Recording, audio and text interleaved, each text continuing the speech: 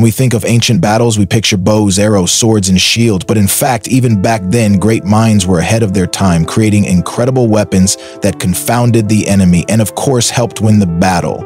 Let's take a closer look at each one, shall we? Let's go. Second two, there's the third.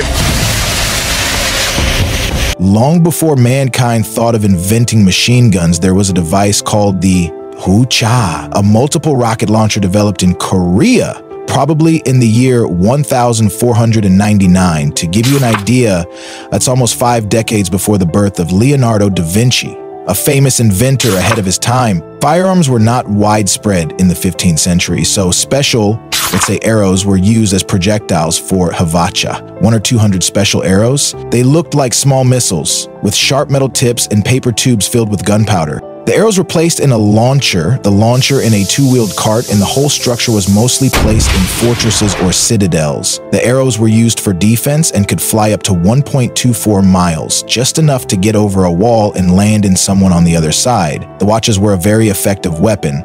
One of the most notable examples of its use was the Battle of Hangzhou, which took place in 1593. It is known that the battle involved about 3,000 Koreans defending the hilltop fortress from 30,000 Japanese soldiers, and the Koreans were able to repel the attack, including with the help of 40 Hwachas. They also undermined the enemy's morale, but Hwucha didn't just fire a lot of shells at once. The arrows were much lighter than cannonballs, so the gun itself was maneuverable. In addition, the Hwucha fired into a tight formation of people, so the degree of damage was very high. All in all, it really was something like a very early version of a rocket launcher, way ahead of its time. And if you think such devices have lost relevance today, think about the likelihood of a zombie apocalypse, because The Walking Dead had the exact same gun, and it worked just fine.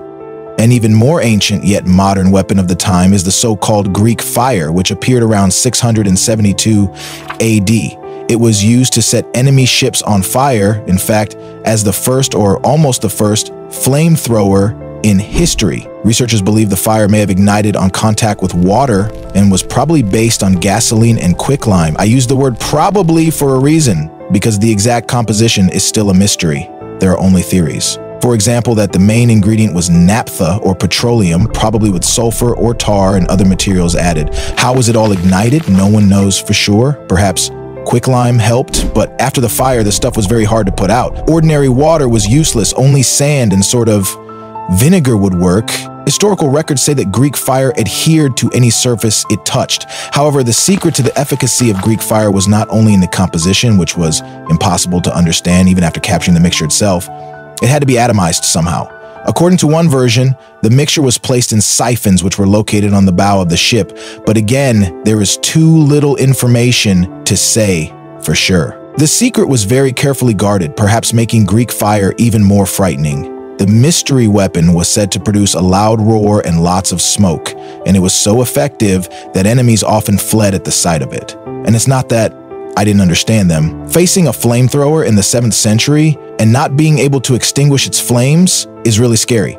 And while we're on the subject of the use of fire, it's worth mentioning a weapon called the Hellburners. No one had heard of it until the siege of Antwerp in 1585. It was then that Italian military engineer Federico Giambelli created his floating bombs. The new terrifying weapon shocked the whole of Europe. After all, Giambelli filled full ships with explosives. In all, he was provided with 2 ships of about 77 short tons displacement.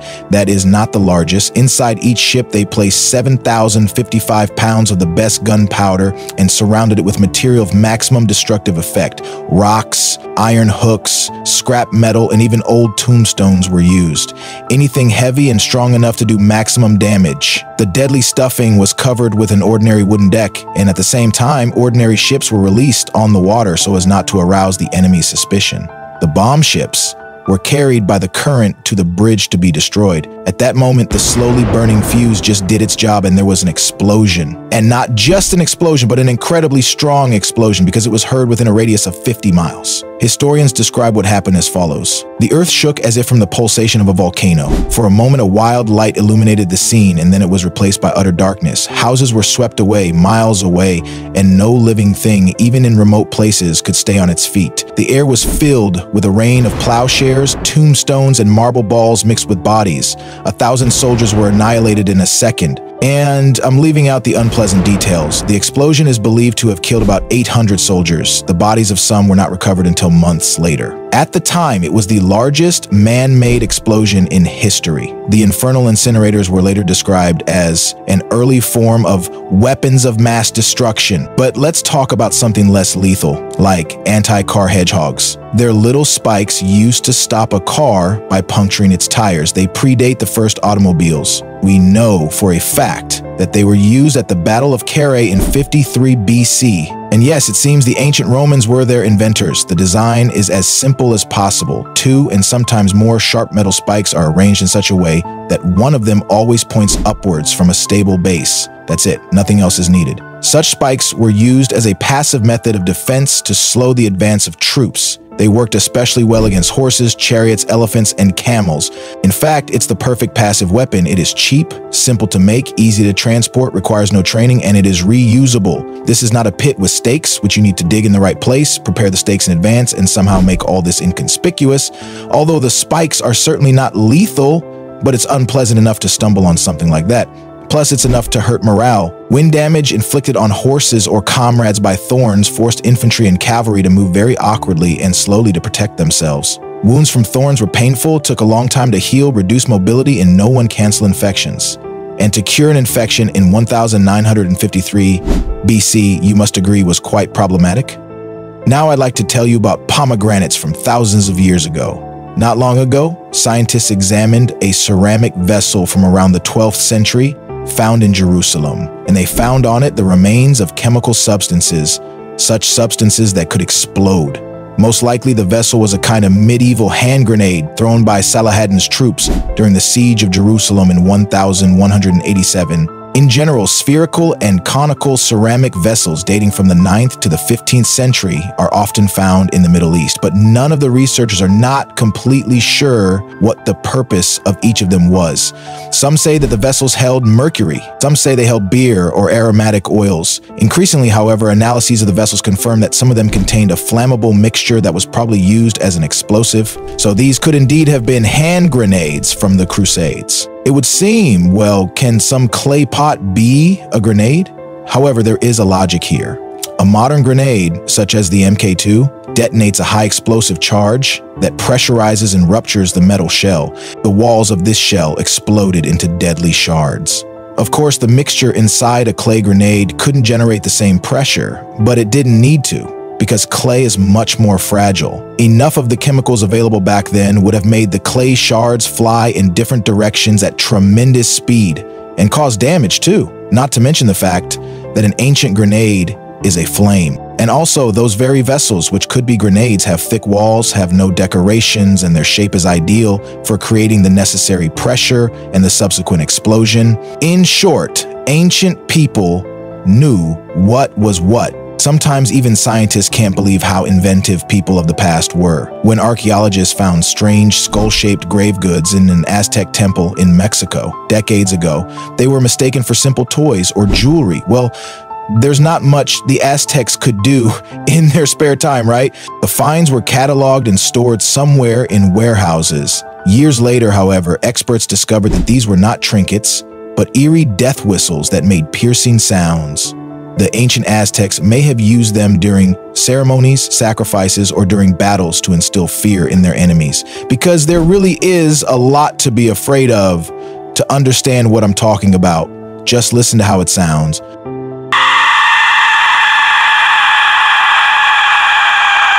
This is an image created for the defense of evil spirits. It does have a very horrible sound.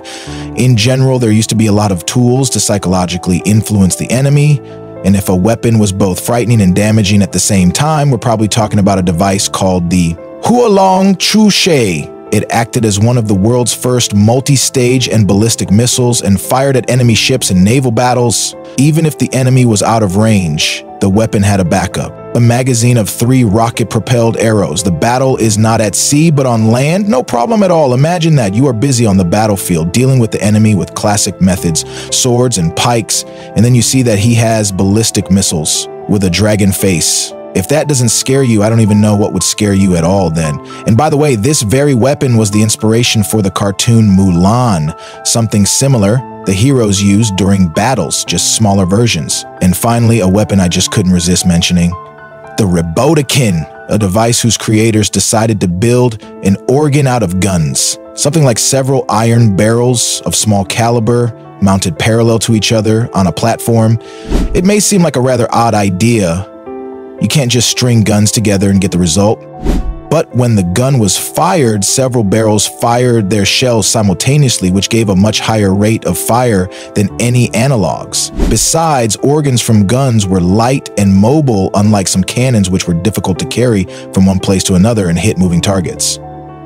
A single shot from the Robotikin created a rain of iron shells, hitting everything in its path. It was essentially a machine gun, just with a slightly different spread of bullets. The first known Robotikin was used in the year 1339, and at some point the number of barrels reached 50. Then people got a better handle on how a machine gun should work, and the rifle organ became part of history. So, see you soon. Be sure to subscribe to the channel so you don't miss the next videos. Give this one a like, and don't forget to click the bell.